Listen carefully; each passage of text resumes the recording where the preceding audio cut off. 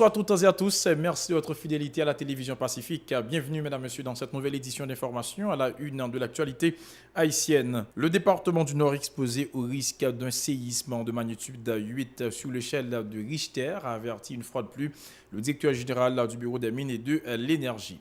Une dizaine de personnes blessées à Carrefour lundi matin dans des échauffourées avec la police qui secourait un présumé sorcier accusé d'avoir provoqué le décès d'un garçon de 5 ans. Il s'est réveillé dans son cercueil alors qu'on chantait ses funérailles. Nomination de plusieurs directeurs généraux dans l'administration publique par le président Jovenel Moïse.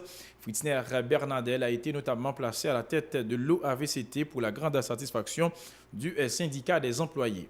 Les résidents de Tabar grognent contre leurs édiles du fait de n'avoir pas effectué les travaux d'assainissement dans la commune. La Fondation haïtienne anti-cancer infantile FATCHI se mobilise contre le cancer chez cette catégorie de la population. Elle a organisé lundi une journée porte ouverte à l'hôpital Saint-Damien des petits frères et sœurs de Tabar. Voilà mesdames et messieurs pour l'essentiel de cette édition. Restez branchés sur la télévision Pacifique. Ces titres et bien d'autres vous seront développés tout de suite après. Uni assurance. Si vous voulez assurer vie, nous ne sommes pas de gâter tête. Uni assurance, c'est pas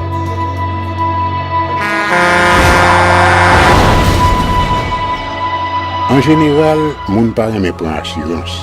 Yo considéré que son l'argent rejeté. Et pourtant, l'argent assurance te doué dans budget ou à côté l'argent kayak l'argent manger. Li là pour les deux ou traverser un mauvais pas. Gardez tout à côté ou. Ouais comment gros problème qu'on entre sur monde sans attendre. Mandez Dieu pardon, ça qu'arrive au tout. Une assurance dit ou précaution pas capon. Les mal arrivés, les faux amis flair saison a fait comme si on pas de jambe connaît ou.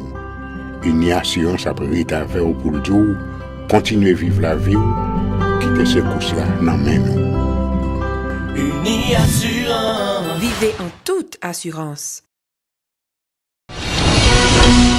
Bienvenue mesdames et messieurs dans le développement du journal. Comme annoncé en titre, la circulation a été paralysée durant plusieurs heures lundi matin au niveau de la commune de Carrefour au sud de la capitale où une vive tension a régné à l'origine des milliers de riverains qui ont gagné la rue pour exiger que la police leur livre un homme accusé d'avoir recouru à la sorcellerie pour zombifier un garçon de 5 ans décédé le 19 septembre écoulé. L'enfant Kervance Nelson s'est réveillé dans son cercueil alors que l'on chantait ses funérailles à l'église Saint-Charles de Carrefour lundi matin. Secouru par les forces de l'ordre, le présumé auteur de l'acte a échappé de justesse à la fureur des proches de l'enfant et d'autres membres de la population. La police a dû faire usage de gaz lacrymogène pour disperser la foule et rétablir l'ordre. Autre nouvelle, le directeur général du bureau des mines et de l'énergie, l'ingénieur géologue Claude Prepti, a fait savoir que la faille en activité dans le nord pourra produire des secousses de magnitude 8 sur l'échelle de Richter. L'ingénieur géologue invite les autorités et la population à se préparer en vue de pouvoir faire face aux conséquences d'un éventuel tremblement de terre dans le département du Nord, dont l'heure et la date demeurent encore inconnues. La déclaration de Claude Prepti. Nous connaissons que faille nord a un potentiel pour bailler tremblement de terre jusqu'à 8, magnitude 8. Or, le 12 janvier, nous déprenons magnitude 7. Or, 8 là, a 30 fois plus fort que 7 là. Donc ça a été fait déjà en 1942, c'est 8 que le donc il y a de grandes chances pour que même bagarre la répéter. Et toute mesure que nous faisons montre que l'énergie qui est accumulée dans la zone depuis 1942, eh bien, s'il libéré, il est capable de bailler de magnitude 8.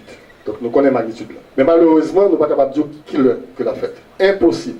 Et c'est parce que justement, nous ne connaissons pas qui que l'a fait, nous sommes obligés de gérer. Gérer le risque, veut dire préparation, veut dire prévention. Prévention, préparation pour le fait, pour que pas grand pile de dégâts. Et troisième question encore, autorité, c'est sûr que il y a un pile d'efforts qui fait. Si nous regardons des frontières enquêtes, il y a un pile d'écoles qui reconstruit, pas des cités dans l'école, mais c'est des bâtiments qui sont préfabriqués, ils font souvent des normes parasismiques, mais il y a un pile l'autre tout, plus gros pourcentage là, eh bien c'est maquillé, il n'y a pas parasismique. Il y a fait réclame parasismique, mais quelle instance qui est là pour avoir un certificat pour dire qu'effectivement, le bâtiment ça est parasismique. Et parasismique par rapport à quelle magnitude. Nous sommes capables de faire un bâtiment parasismique, mais nous avons sécurité pour magnitude 7. Si 8 l'arrivée, là tomber. Il faut que le certificat dit que le bâtiment parasismique est capable de résister jusqu'à 8, jusqu'à 9. Par ailleurs, Claude Prepti a indiqué qu'une trentaine de secousses mineures de 2,9 et 4,6 sur l'échelle de Richter ont été recensées à travers tout le pays pour la période allant de janvier à août 2018. Les appareils dont dispose le BME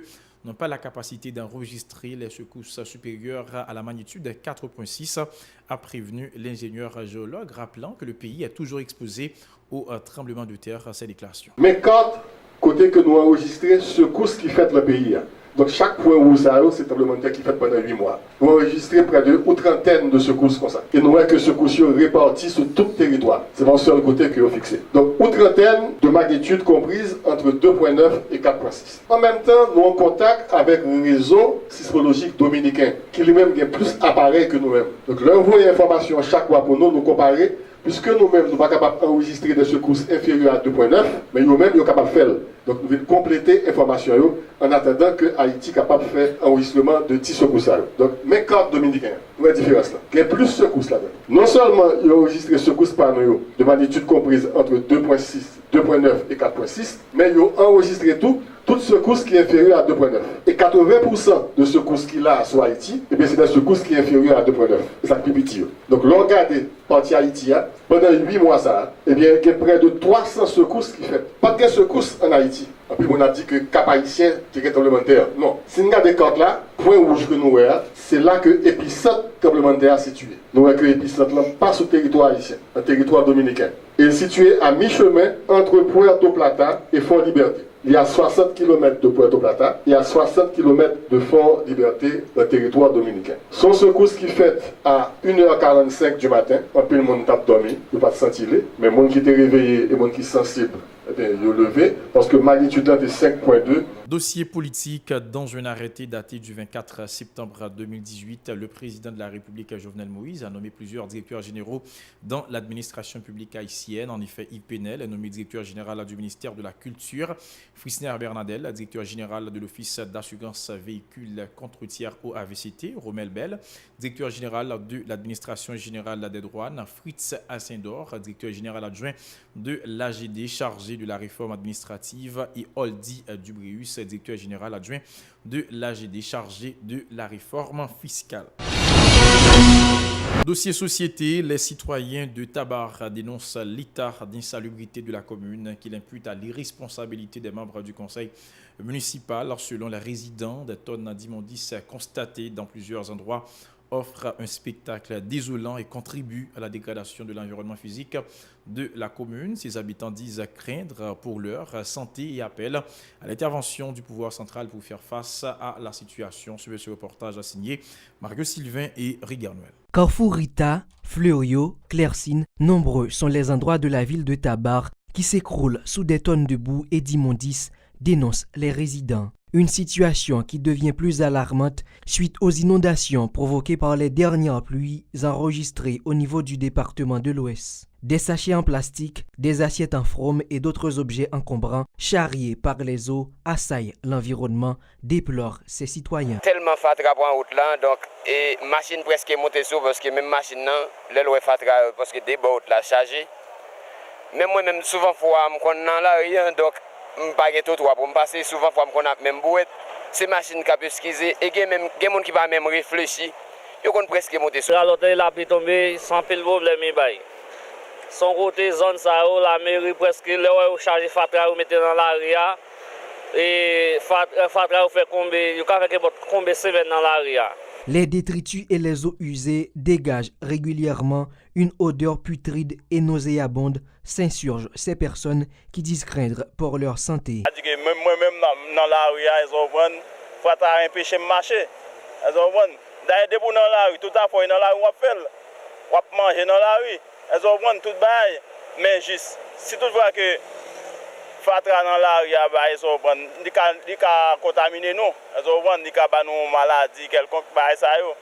Il va bon pour santé nous parce que santé nous connaît les pousser à nous yo le mettre fatra yo pas lever yo pousser machine à passer à nous poussière et que pas bon monsieur va seul santé population même moun cap vin visiter nous dans le pays, son humiliation, honte pour nous. Offusqués, ces administrés imputent cette situation aux édiles de la commune. Mais problème ça ouais ici tabac, Clessine qui gagne Clessine non, c'est depuis où frère Pétroville pour magistrat Pétroville là, ta une magistrat tabac pour ta mettre tête ensemble pour ta faire un travail canalisation.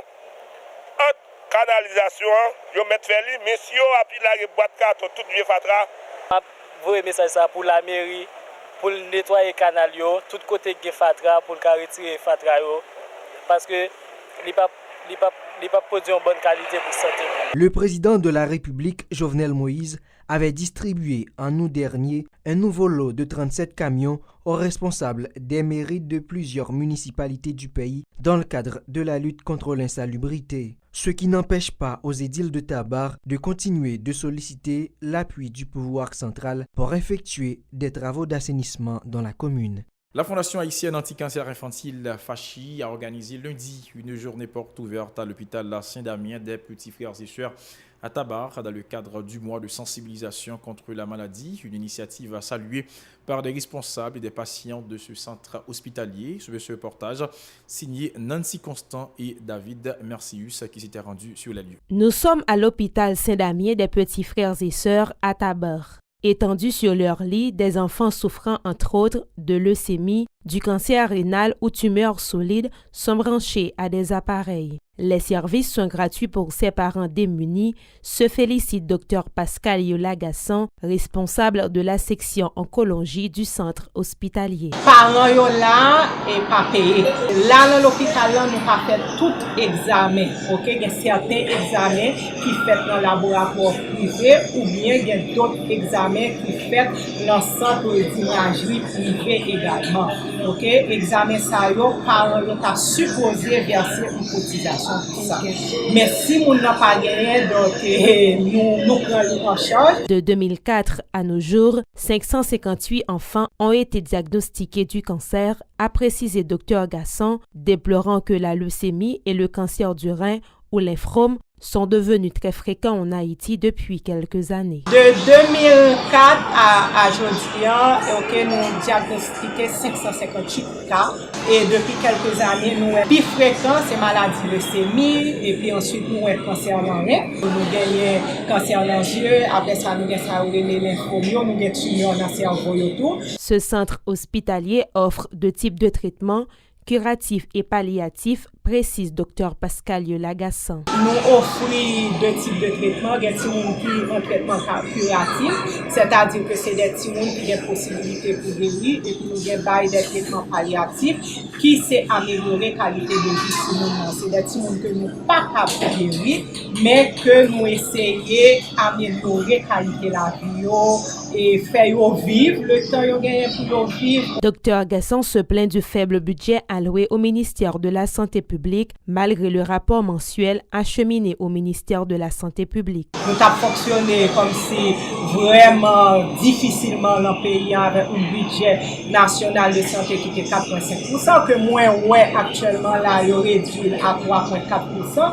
Donc, c'est pas un bagage qui est normal pour un pays à fonctionner à un budget aussi exécrable. Une petite fille âgée de 8 ans atteinte de cancer au niveau de l'abdomen et qui subit depuis 7 mois une chimiothérapie, confie qu'elle a hâte de retourner à l'école afin de retrouver ses amis.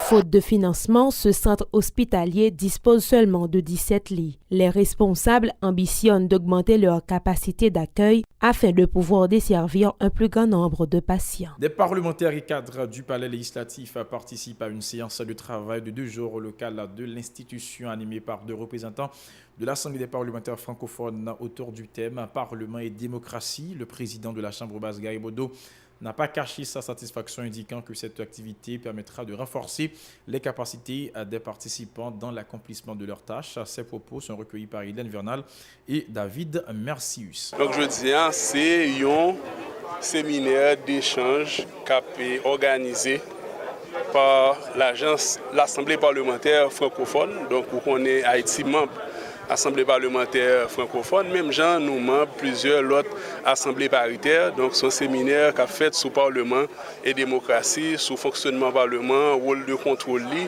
Donc nous avons essayé de partager l'expérience qu'a fait dans divers parlements qui dans les pays francophones.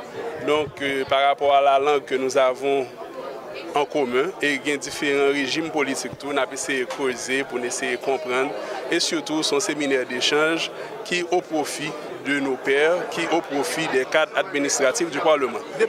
Bon, d'abord la langue, il y a différents régimes politiques que nous avons essayé d'analyser. Donc nous connaissons le contrôle parlementaire donc dans le système politique que nous avons en Haïti. Côté son système semi-parlementaire, semi-présidentiel, côté et au nom du principe de la séparation des pouvoirs, donc le Parlement est confiné dans le rôle de contrôle, le contrôle de l'action gouvernementale. Donc dans d'autres régimes politiques, par exemple en France ou au Canada, donc nous avons essayé de brasser l'idée pour nous capables de renforcer le Parlement haïtien, pour nous capables de renforcer. Voilà, mesdames, messieurs, pour l'essentiel de cette édition. Toute l'équipe de la salle des nouvelles vous invite à rester branchés sur la télévision Pacifique pour la suite de la programmation.